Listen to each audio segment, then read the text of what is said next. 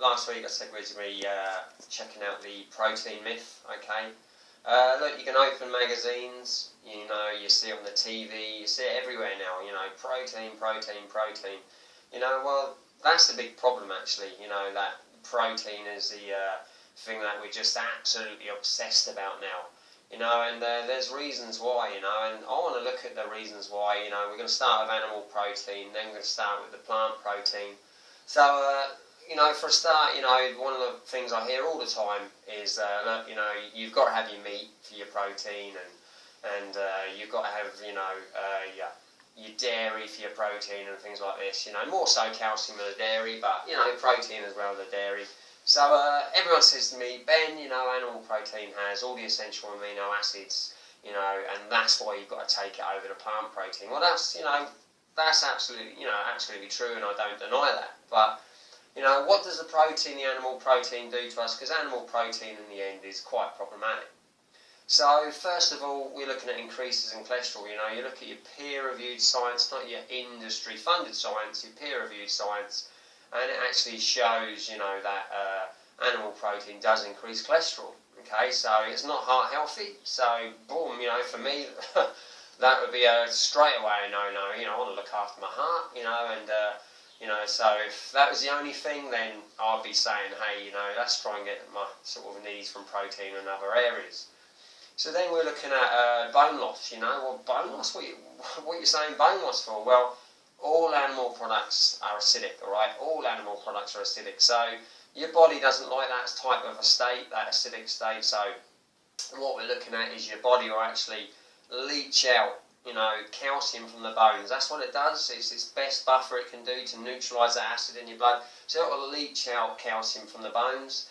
And when you look at the graphs, you know, again, I say the peer-reviewed science, you know, it shows that the countries that eat most calcium, dairy, you know, and all the dairy products, and the meat, and the countries that eat most of this actually have got the most osteoporosis, you know.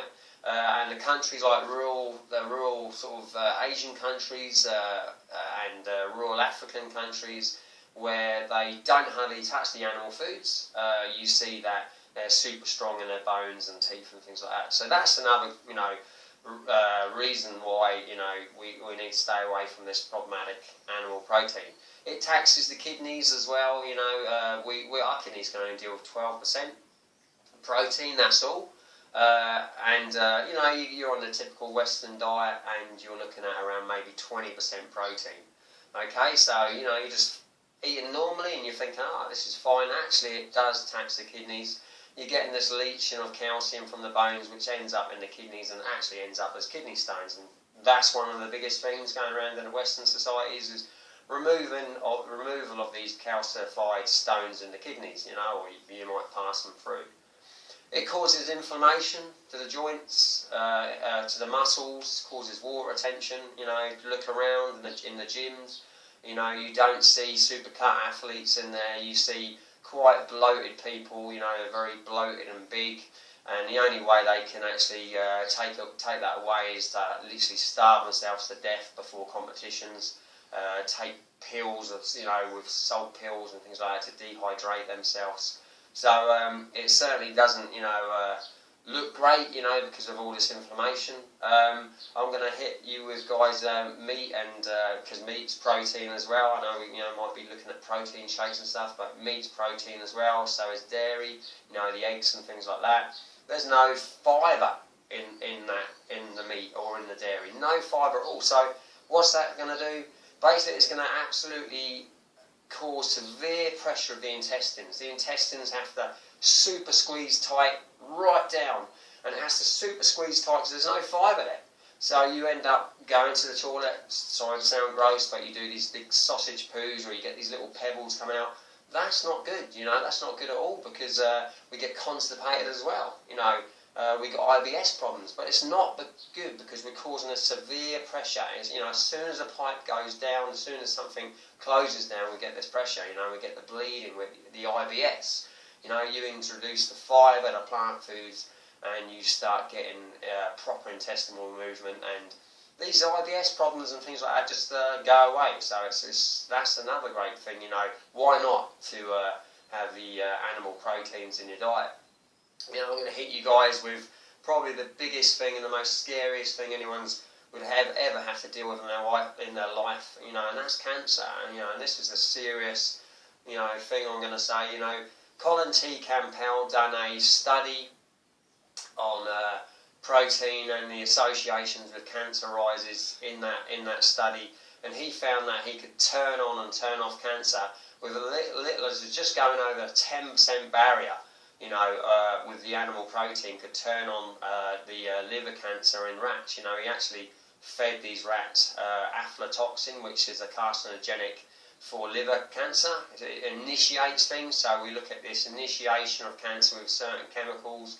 You know, lots of different cancers out there, you know, they all start at the initiation of a carcinogenic, and then we look at the progression of that. And he found the progression of the cancer was caused by the animal foods, and he'd done these studies for years and years because he didn't want to release this stuff, and you know, and basically sort of, you know, end up sort of being called a madman for this. So he's just literally done the studies over and over and over again, and it was conclusive. And if you want to look at it, check out the China study. You know, how people can carry on eating meat and dairy and stuff after looking into this stuff, I have not got a clue, because you know, when he showed that you only got to take it over 10%, and people, you know, normal sort of Western living, probably three meals of meat a week, or even 2 meals of meat a week, you're probably getting that well over that 10% of protein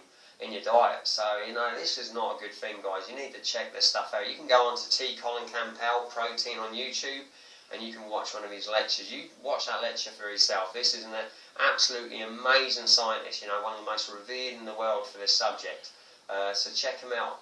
So hey, look, we've got a list of problematic things with animal protein, what is going on there. You know, just one of those things would be enough for me to, you know, say, hey, let's stop taking this. So look, we're going to swap over now to plant protein and have a look at plant protein. The biggest thing is, people say there's not enough essential amino acids in there. They haven't got all the essential amino acids. Oh yes, they have. And you can certainly check that out on Dr. John McDougall's articles on his site, drmcdougall.com. And you can check that out for yourself. And now, ask yourself this question, guys. Ask yourself this question, right? So, people say there's not the essentials. So, the essentials meaning the body can't make those essentials, so we need to get them from food. So, ask yourself this question. Look around. Are there people who are getting enough calories each day, dropping down dead everywhere? I don't think so. You know, are there the Royal Asians, the Royal Africans, you know, Filipino people just literally dropping down dead? What do they look like? They look healthy. If they're getting enough calories, they look healthy. They're fully functional. You know, they can work hard all day long. You know, even the office workers, you know, are super slim and stuff. You know, if they're not westernised by our Western diet. So, you know, straight away, you know, we know that. You know, if you just look around, that the plant proteins are absolutely adequate. Look, I'll be dropping down, you know, with problems with my muscles and things like that. You know, I compete in cycling. It's just ridiculous. Actually, what's happened to me by taking a plant protein is I'm recovering quicker. I've got no inflammation. The soreness goes away quicker, and I'm not getting these whole host, list of problems, you know, with the animal protein. So, you know, it is really silly. It's a really silly myth, and you know, do your research, guys. Your peer-reviewed search, you know, where you've got unbiased scientists looking at this stuff instead of industry-funded scientists giving you what they want you to hear so they can sell their products.